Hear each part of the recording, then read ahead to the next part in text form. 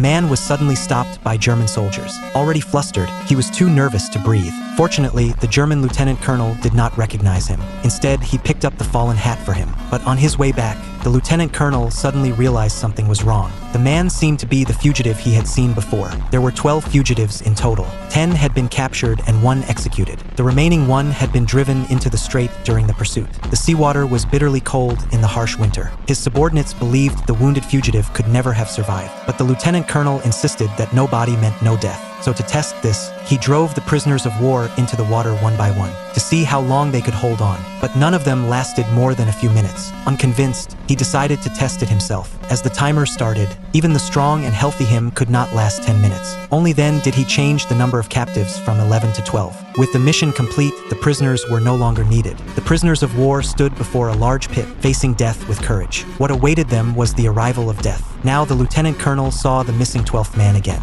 He immediately sent a helicopter to pursue him.